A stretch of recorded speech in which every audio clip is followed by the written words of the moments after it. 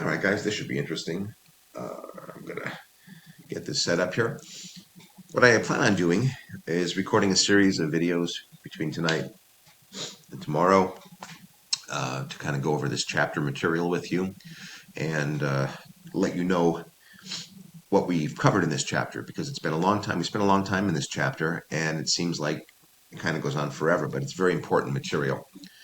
The crux of this chapter is applications of Newton's laws of motion. Of course, Newton's first, second, and third law. You know what the first and third law are, and if you don't, you should certainly review those from the last chapter, chapter 5.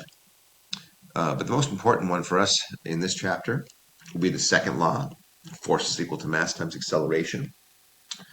And we started out the chapter learning about friction.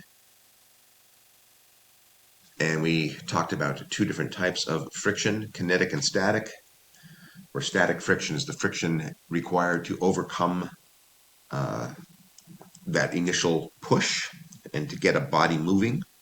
So if I have my phone here and I go to push it, I have to put a certain force, and that force has to equal or be greater than the static frictional force, so I can initiate movement.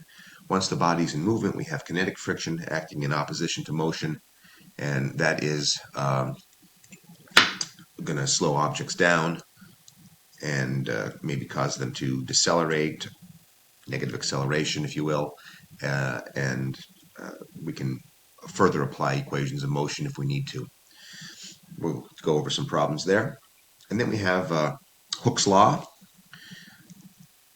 and this is a good one.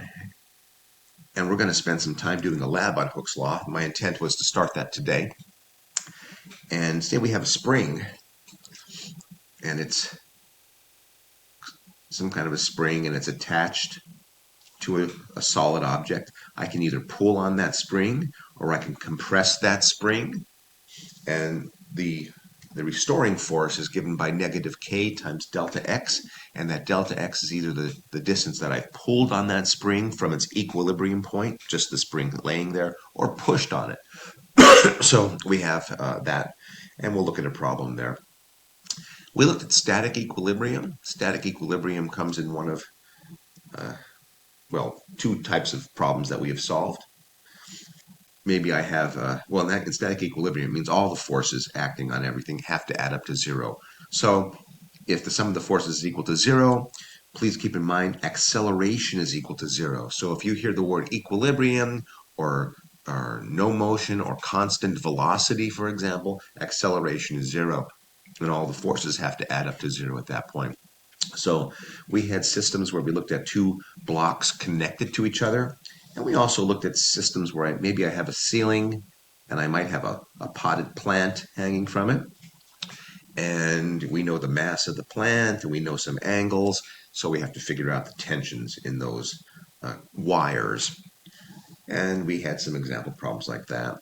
And then we looked at uniform circular motion, UCM, and I have let's say I have circle with a radius r, and I have some particle moving around in that circle. We talked about the centripetal acceleration, a sub c, as being equal to v squared over r, where v was the tangential velocity, otherwise known as the linear velocity. So if you're swinging something around and all of a sudden you let go of the rope, it would just continue just shooting off there with a certain velocity. And r is the radius of the circle. Of course, everything being in meters and meters per second.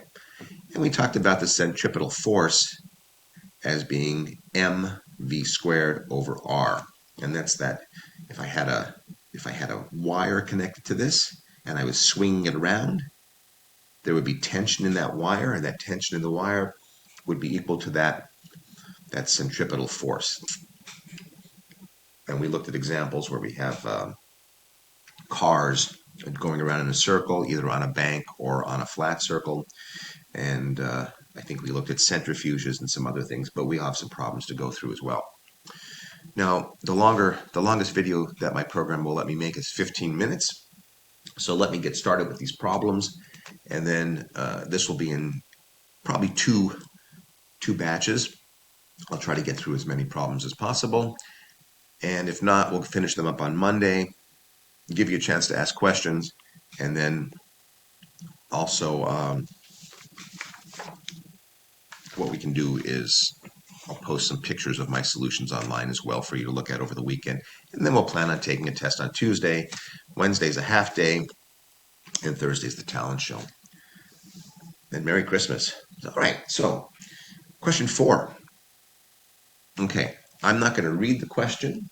Well, maybe I will. It's right here. You push a 1.8 kilogram book resting on a tabletop. We looked at this one already in class, but it's been a long time. 1.8 kgs. Okay, I say kg for kilogram. And it takes 2.25 newtons to start that block moving. Once the block is moving, it takes 1.5 newtons to keep it in motion. And the question asks, what are the coefficients of static and kinetic friction? This is an easy problem, and I guarantee you're going to see something like it on a test. So let's do it. This is our static friction force. That is equal to F sub S, okay, which is equal to mu sub S times the mass times G, which is the normal force. All right, you just plug and chug, like I like to say. 1.8 kilograms, 9.81 meters per second, 2.25 newtons. You go ahead, divide through. This whole term here, mg, turns out to be 17.7 newtons. Notice I use a script N for normal and a non-script capital N for Newton. I encourage you to do the same or something similar. You divide through and you get the coefficient of static friction as being 0.084.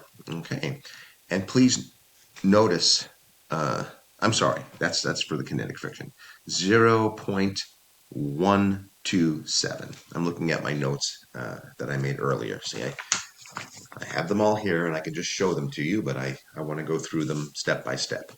And these are the neat and tidy notes which I'll be posting. All done under the influence of Corona and not the cerveza. So anyway, that is our coefficient. Notice that there is no unit because if I divide newtons by newtons, the newtons cancel and we're all good. So this next one, 1.5 newtons, is the kinetic friction. So dividing the kinetic friction by 17.7 newtons, I get a value, for kinetic friction of 0.084.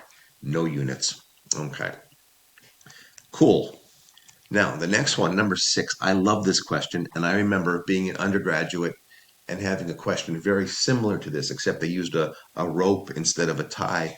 And the faulty part with this question is you have to assume that the tie has uniform mass, and you know from seeing ties that they're wider at one end and narrow at the other. Let's assume for the sake of this problem, this is a 1980s tie, which had the same width all throughout. So you got to use a little bit of, there are no numbers in this problem, which is pretty cool. You're told that, excuse me, you have a tie laid out on a table with a fraction of its length over the table. So let's sketch the problem. We have a table, and then, Lord, I've taken my tie because I don't have to wear them anymore, and it's laying over like so. It's a very thick tie. But anyway, be that as it may, it's just laying there, and it's at static equilibrium. And it says in the question, if the fraction of the hanging from the table is increased, the tie eventually slides from the table to the ground. Okay, this is the same problem, guys, as a block here and a block here, okay? If we're at equilibrium, then there's no motion. But if this mass gets big enough, it's going to start motion, and you're going to see this block on top. You're going to see it move, all right? Same thing with the tie. It's just sitting here on the table, and as I pull and tug a little bit more, and I get a certain length of tie, then this tie is going to fall off the table because this part becomes more massive. Okay, so that's the explanation for part A. It says, what is the part B? This is the exciting part of this question. And it says here, what is the coefficient of static friction between the table and the tie, if the tie begins to slide when 1/4 of its length hangs over the edge. Okay, so if you have 1/4 of the tie hanging over the edge, that's 1/4 m times g, 1/4 the mass times gravity. And that has to be equal to, now this part is still experiencing static friction, but when the force pulling down is equal to the static friction, at that moment, a tiny bit more is going to cause it, an infinitesimally small tiny bit more will cause this tie to move. So this has to be equal to mu sub s times 3/4 m times g. Okay? Now what's exciting about this problem is you don't need the mass. Boop, boop, they cancel. You don't need g. Boop, boop, they cancel. So 1/4 is equal to mu sub s times 3/4. So you go ahead and rearrange things, and the coefficient of static friction is going to be 1/4 divided by 3/4, which is 1/3, or 0.33 repeating. So I love that question. It stumped me the very first time I saw it as an undergraduate, and I bet it stumped you as well. Okay, we're at 11 minutes, so I've got a lot of stuff to do before I have my bowl of soup. All righty. Next on the big list of hits is number 12. This is going to be interesting. Let's look at the problem first. The problem says, at the local hockey rink, a puck with mass of 0.12 kilograms is given an initial speed of 5.3 meters per second. If the coefficient of kinetic friction is 0.11, what distance does the puck slide before coming to rest? Okay, let's just tackle that part first. And that would be like a very good part of the question that I would ask. Some of the other parts I'm not too worried about. So let's just concentrate here on part A, all right? And the rest we can talk about on Monday. Okay, we're at 12 minutes. So we know that F, oh, people are texting me.